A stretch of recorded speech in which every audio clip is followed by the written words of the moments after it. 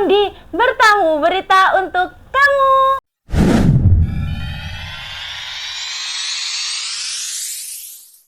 Aku di sini Ardini Widaranti Haryadi sebagai host di podcast kali ini. Dan di sini aku ditemanin sama narasumber yang keren banget, yaitu Kak Margareta Nadia Natalia selaku owner dari Natarikma Beauty Hair Care Indonesia yang biasa kalian kenal dengan Kak Nata. Halo Kak Nata, selamat datang di Bertamu. Hari ini kita akan membahas tentang lo nggak cantik, lo nggak dilirik. Oke, jadi ini akan menjelaskan dan mengulik sedikit tentang inner beauty dan outer beauty. Kak Nata, aku mau tanya nih, first impression menurut Kak Nata itu gimana sih? Oke, kita bicara tentang first impression ya, dimana first impression ini adalah kesan pertama ketika kita jumpa dengan orang yang baru nih. Kayak Dini kan baru pertama kali nih ketemu saya. Jadi kesan pertama apa sih yang kamu lihat saat pertama kali jumpa denganku kan gitu. Iya. Selain itu kesan pertama itu akan muncul secara alami nih, karena orang kan nanti ketemu orang yang baru secara alami akan merespon, oh ternyata orangnya seperti ini. Dari tingkah-tingkah, dari perilaku yang kita berikan ke orang lain itu sendiri. Dari mana gambarannya, kita mungkin dari ekspresinya, tanggapannya, mungkin dari senyum, terus sapa, atau mungkin dari gestur tubuhnya, apakah orang itu sedikit terancam atau mungkin nggak nyaman kan begitu. Nah nanti dari kesan pertama itu sendiri akan memunculkan penilaian dari orang yang menjumpai kita, di mana orang itu akan menganggap kita akan berpeluang baik bagi kita, atau mungkin akan berpeluang kurang baik ketika kita tidak bisa menghadirkan kesan yang baik bagi orang gitu. Kalau ngomong ini first impression ketemu aku gimana nih Kak? Gitu. Kalau ketemu Dini pertama kali sih asik ya, orangnya humble dan ternyata tidak sediam gitu. Aku mendiam Kak kalau lagi tidur. Terus Kak, aku mau tanya nih, menurut gimana sih cara biar first impression orang ke kita itu positif atau baik gitu diterima oleh mereka? First impression yang baik tentunya kita lakukan dengan penampilan yang baik juga ya. Jadi nggak hanya semata-mata kita tegur sapa, menyebut nama, saling melihat, melirik, no, tapi kita juga bisa tampilkan diri kita versi terbaik. Ini penting banget buat teman-teman yang nanti akan kerja, dunia karir, dunia pekerjaan, dunia bisnis ya, mungkin teman-teman yang punya banyak bisnis juga. Di situ penting banget ketika kita harus bertemu dengan orang pertama kali, kita menyajikan versi terbaik diri kita. Contohnya dengan ekspresi yang senyum, dengan tatapan mata yang fokus ya, saat kita diajak bicara kita nggak mungkin main HP, mengalihkan pandang gitu, tidak seperti itu. Lalu juga dengan gestur tubuh yang meyakinkan, di mana kita nyaman, kita akrab ya, kita membuat suasana iklim kita berbicara itu positif. Lalu juga saat kita berjabat tangan, contohnya itu tidak terlalu letoy atau tidak terlalu kenceng mencengkeram nih, jadi orang itu kan akan nyaman. Lalu bisa mungkin kita kasih lah, kita tampilkan diri kita yang friendly. Jadi orang itu akan terbuka, orang itu akan tertarik untuk membuka obrolan, untuk ngobrol sama kita. Dan selain itu juga kita harus memberikan feedback di mana kita bisa antusias dengan apa sih yang dia bilang. Kita menjadi pendengar yang baik dan sebisa mungkin jangan memotong pembicaraannya. Betul. Jadi kalau kasih first impression yang baik juga, kita jadi nyaman juga kan. Jadi apa yang kita berikan dengan baik pasti akan kembali baik ke kita gitu. Siapa tahu, apalagi untuk teman-teman yang berkutatnya di bidang bisnis ya, terlebih manajemen kan nggak jauh-jauh dari bisnis. Itu akan membuka peluang yang besar banget dengan sikap teman-teman di awal. Oh ternyata orang ini baik nih, kita ketemu di awal.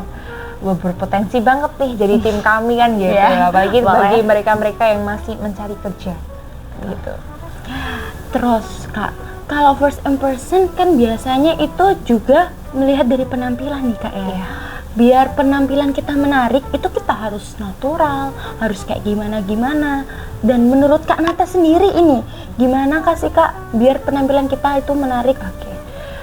First impression ini kan hubungannya dengan tema kita yang lo nggak cantik, lo nggak dilirik, itu sebenarnya ada banget ya, berhubungan banget. Kenapa? Karena orang akan melihat itu dari kesan pertama yang dia tampilkan, orang akan melihat orang lain itu akan, oh orang ini ternyata cantik, orang ini ternyata bersih, orang ini ternyata kok kayak gini ya, kok jelek ya. Maaf ya, bukan body shaming atau apa, hanya saja jeleknya di sini adalah lebih ke kurang rapi, terus kurang bisa menempatkan diri gitu.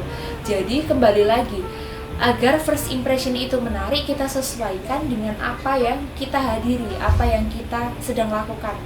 Tidak jauh-jauh, mungkin untuk dari saya sendiri sebagai wanita, penggunaan make up itu sangat penting banget teman-teman, karena make up ini akan menunjang penampilan, dimana orang itu akan lebih yakin, orang itu akan lebih melihat kita sebagai pribadi yang lebih siap, dimana kita bisa berbincang, kita bisa berdiskusi lebih lanjut, dimana kita akan membuka obrolan-obrolan baru dengan penampilan yang baik yang kita sajikan.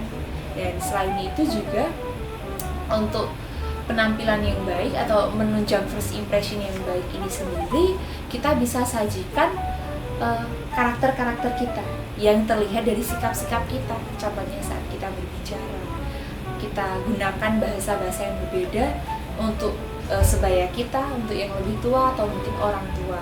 Selain itu juga mungkin saat kita bercengkerama, bercanda, itu kan kita ada batasannya juga. Dan juga saat kita mungkin nanti sedikit berbincang atau mungkin kita melakukan pembicaraan yang dimana itu kita harus aware banget, karena itu suatu potensi pekerjaan kan.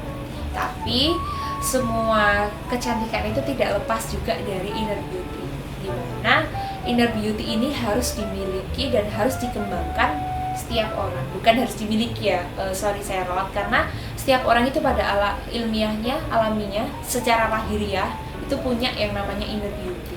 Tinggal bagaimana kita mengasah dan mengembangkan. Contoh nih, orang wanita akan lebih bervalue lagi, tidak hanya dia cantik, tapi dia juga punya isi kepala. Isi kepala itu apa?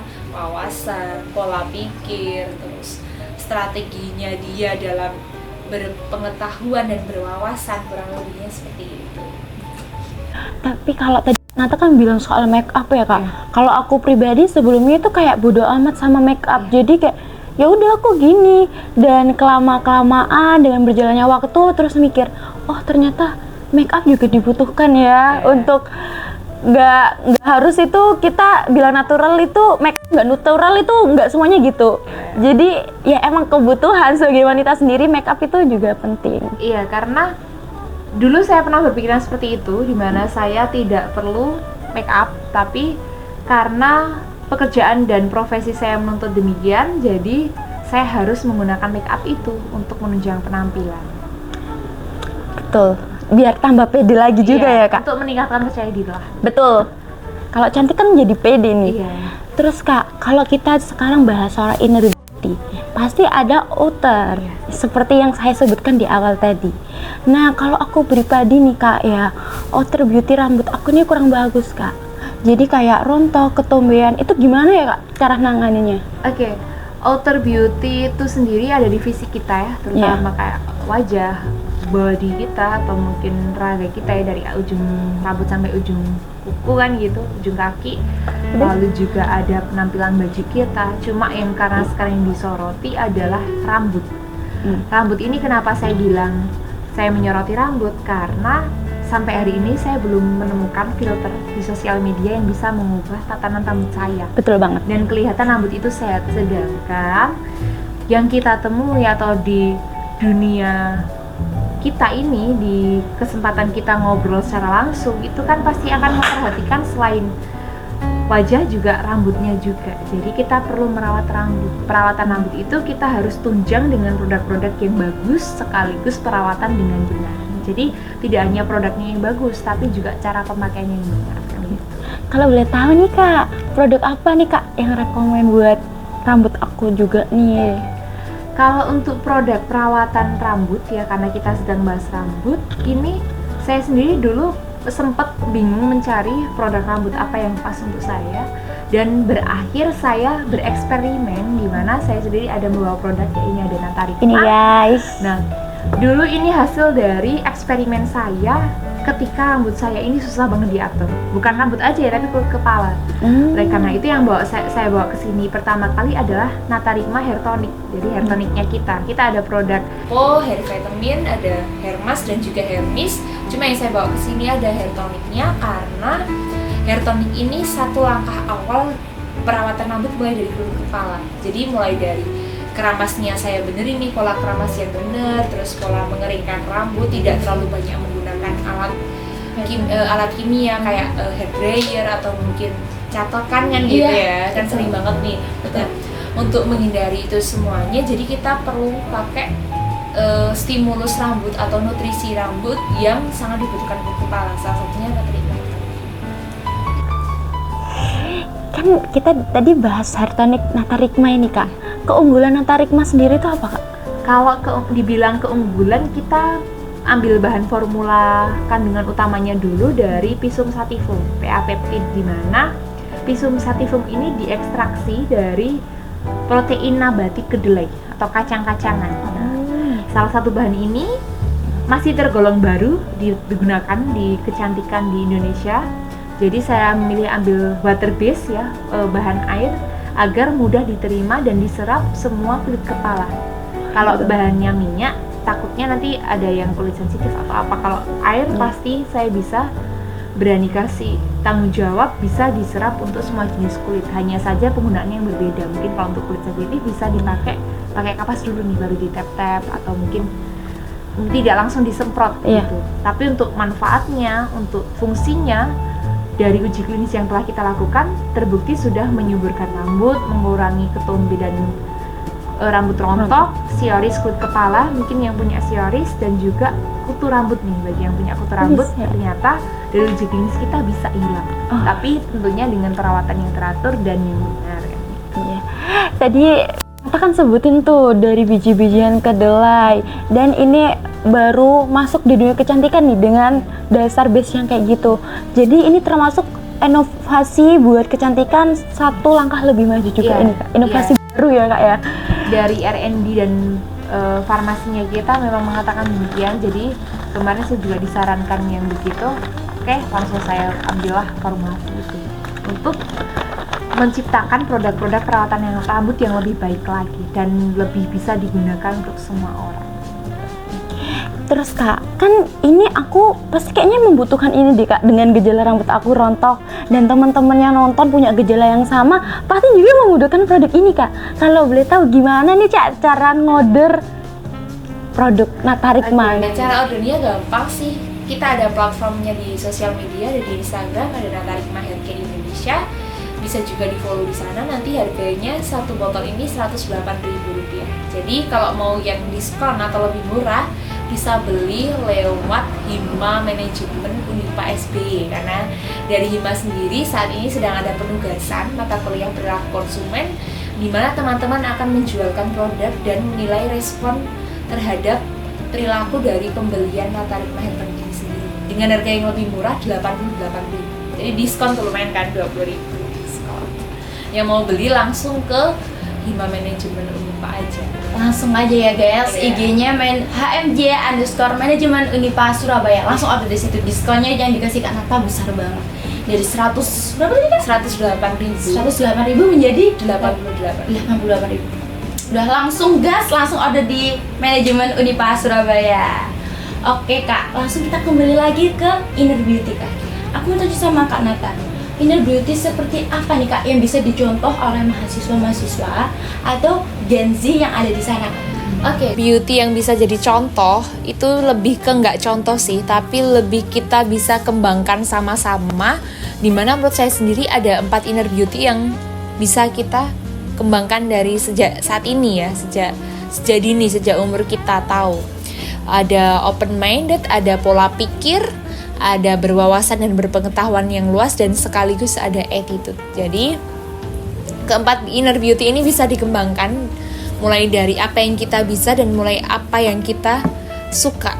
Kalau untuk pola pikir sendiri, kita berani memikirkan hal yang baru, kita berani mencoba hal yang baru sehingga kita bisa berkreasi, kita bisa menciptakan inovasi yang nantinya secara cepat atau lambat akan bisa berkarya, bisa membuahkan hasil, dan itu menginspirasi orang lain. Itu yang pertama. Yang kedua, open mind di mana kita tidak stuck di situ-situ aja. Kita harus berpikir modern, di mana kita tidak melulu memikirkan hal-hal yang kolot ya, kayak yang nggak boleh ini, nggak boleh itu, cewek harus gini, cewek harus itu. Tapi tidak, kita harus mengikuti perkembangan zaman yang ada, keluar dari zona nyaman lebih tepatnya. Jadi kita nggak hanya santai-santai di situ aja, tapi kita berani untuk memulai langkah yang baru.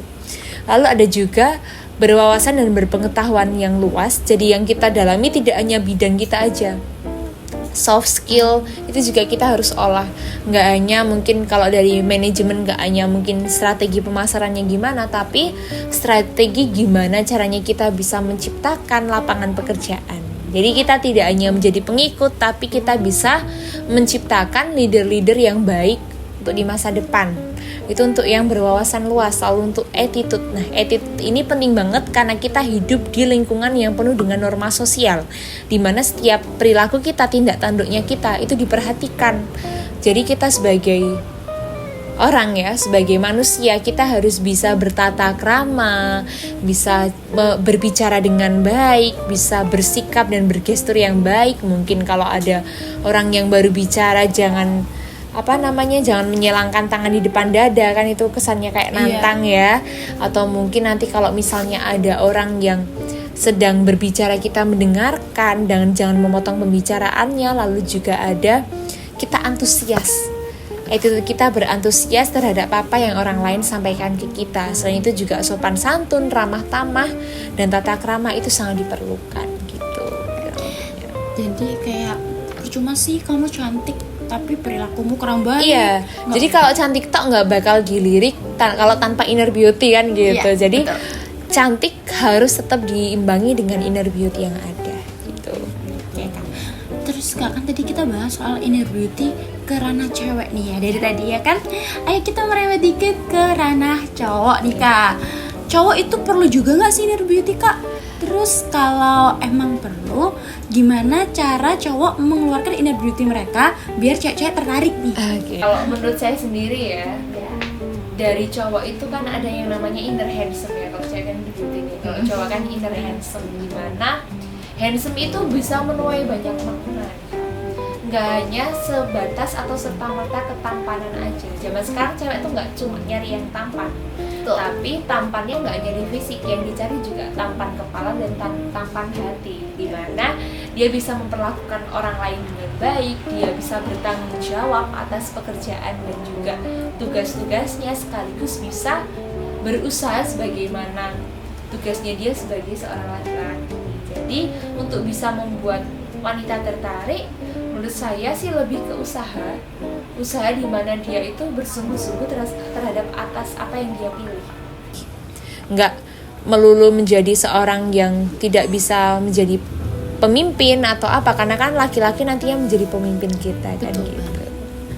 Jadi gimana cowok itu bisa menghasilkan perilaku yang baik juga ya Kak ya. Benar. Soalnya cowok kan lebih berfokus kayak ke perilaku nggak sih Kak? Iya, perilakunya. Jadi mungkin attitude-nya dia, terus mulai dari dia cara berbicaranya dia, cara memperlakukannya dia orang lain, cara berbaktinya dia juga kepada keluarga, kan kita juga harus melihat itu. Jadi Kak, jadi peran sosial apa yang sesuai dengan porsi mereka masing-masing? Oke, kalau dibilang peran sosial itu lebih ke semuanya setara ya, karena zaman sekarang itu kan sudah sama. Hak dan kewajiban seorang laki-laki dan perempuan itu sama. Boleh saling memasak, boleh saling mencuci baju, boleh juga perempuan bekerja dan berkarir kan, nggak hanya serta-merta ngurus anak. Yang membedakan hanya spesialnya aja, spesial ciri khas yang dia punya nih. Spesialnya apa? Kalau wanita nih contohnya, kalau cewek kan lebih detail, dia lebih teliti ya, lebih suka hal-hal yang harus telaten. Nah, itu bisa membantu dia dalam lingkungan internalnya dia kalau itu cewek. Kalau untuk cowok biasanya lebih ke pemberani, tangguh ya. Tangguhnya cowok lebih ke ambil resiko. Contohnya dia kalau ambil keputusan itu lebih ambil resikonya lebih tajam lagi kan gitu. Kurang lebihnya seperti itu kalau untuk inner handsome yang sejauh ini saya tahu ya, karena saya sendiri untuk melihat seorang laki-laki tidak hanya dari fisik, tapi juga bagaimana dia berposisi sebagai seorang laki-laki dan bertanggung jawab lebih yang pertama atas dirinya sendiri dan keluarga, orang tuanya dia, lalu bagaimana dia bertanggung jawab atas pekerjaan dan apa yang dia pilih. Soalnya cewek emang lebih kayak mereka lebih ahli atau lebih berfokus ke sosial ya kak Iya, ya. benar. Dan cowok itu lebih mungkin ke arah perilaku dan kakak tadi sebutkan tanggung jawab, keputusan itu kayaknya lebih spesialnya cowok itu. Iya, benar-benar. Jadi sekali. cewek-cewek itu plus minus Iya, ya. Makanya diciptakan buat saling melengkapi. Iya. Kakaknya udah ada yang lengkapi belum? Terus kak, aku mau lanjut nih kak. Kalau boleh tahu hal besar apa yang Kak Nata dapatkan pada diri Kak Nata sekarang?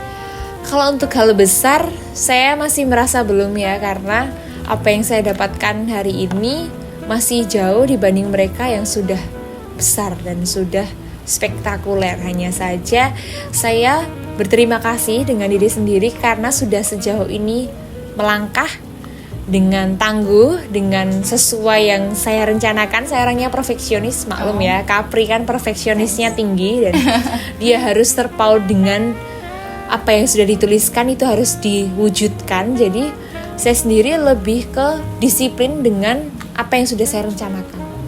Kayak mungkin usaha bisnis saya harus kenceng banget nih untuk strategi keuangannya, strategi manajemen bisnisnya. Jadi seperti itu.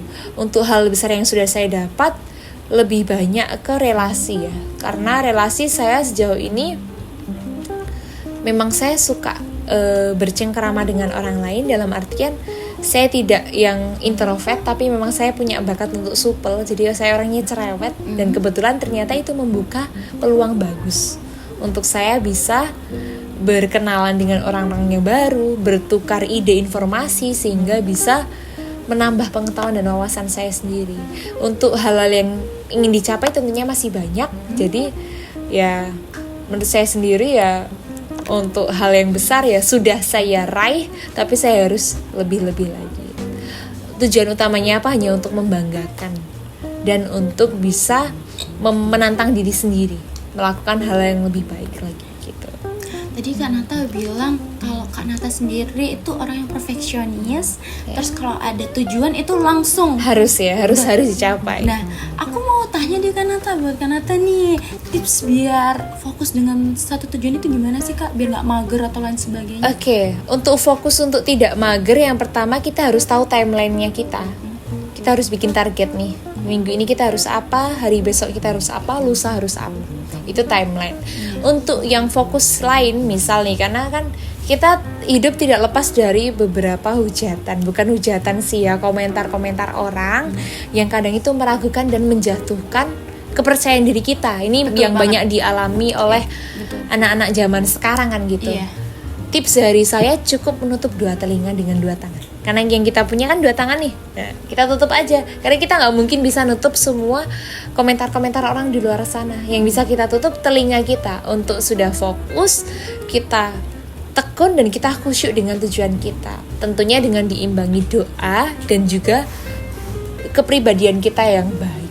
Sehingga orang lain itu akan segan, orang lain itu akan senang ketika kita bisa dekat dengan kita, tidak sungkan juga untuk berbagi ilmu dengan kita. Jadi kita juga dapat plusnya juga, dapat ilmunya, dapat pengalamannya, dapat kurang lebihnya seperti itu. Dan mungkin untuk kalau ingin memulai satu langkah lebih maju atau memulai sesuatu itu, kalau zaman sekarang, kalau aku pribadi lihat ya Kak, saya pribadi lihat itu kayak anak zaman sekarang itu harus menurunkan gengsinya untuk mau memulai bisnis. Mungkin mereka malu, aku malu kerja dan lain sebagainya, kan ada yang gitu juga kan. Nah itu mungkin bisa diturunin dan tetap berusaha. Pasti kalian akan memetik sebuah keberhasilan atas usaha sekali. Iya. Contoh Kak Nata ini guys. Karena ini pohon yang berbuah bagus tidak ditanam kemarin sore, Mbak. Betul. Sering ya ada ungkapan kayak gitu. Iya, ya. betul. Kayak gitulah kurang lebihnya. Saya kalau untuk puitis banget nggak bisa, Mbak. Saya bisanya aksi. Aduh, jadi bukannya omong kosong doang Iya. nih. Saya lebih ke pembuktian gitu Pembuktian. kurang lebihnya. Itu- Jadi saya seneng dikasih kepastian. Kalau nggak pasti saya tinggal lah. Ngapain buang-buang waktu kan gitu. Betul banget.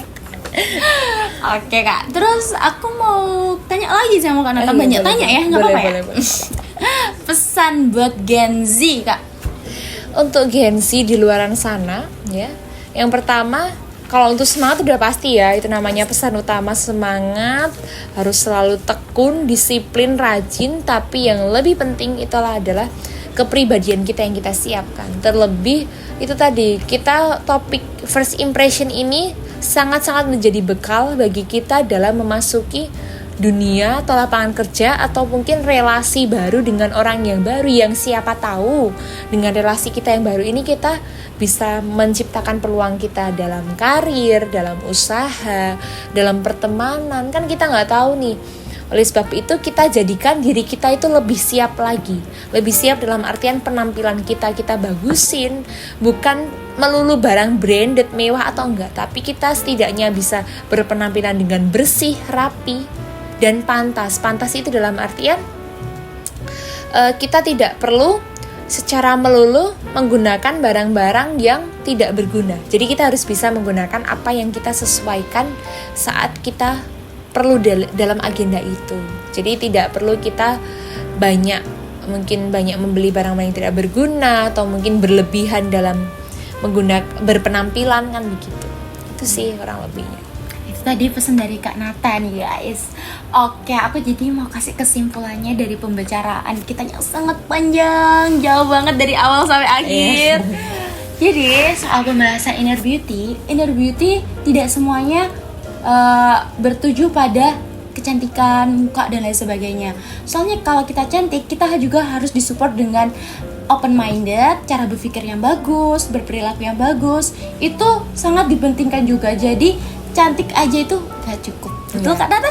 Cantik tok nggak bakalan dilirik. Betul. Iya. Jadi guys, oke, kita udah sampai di penghujung acara. Terima kasih untuk Kak Nata. Terima kasih Dini sudah berkenan mengundang saya. Itu suatu kehormatan bagi saya sih, diundang sama teman-teman dari Hima Manajemen Unipa Surabaya. Gitu. Terima kasih juga Kak Nata udah meluangkan waktunya dari jauh guys ini, jadi dari luar kota nih. Dan makasih ya udah join. Terus kami berharap, kami anak manajemen berharap dengan videonya ini bermanfaat untuk kalian semua yang nonton. Dan kalian juga punya ide buat next podcast kita, kalian langsung aja hubungi di Instagram HMJ_manajemen Unipa Surabaya. Kalau nggak gitu kalian langsung komen di kolom komentar di bawah ini. Dan kalian jangan lupa subscribe, like, dan share ke semua sosial media kalian. Terima kasih semuanya. Bye-bye. Survive with Hima. Survive with Hima. Survive with Hima. Survive with Hima. Fire.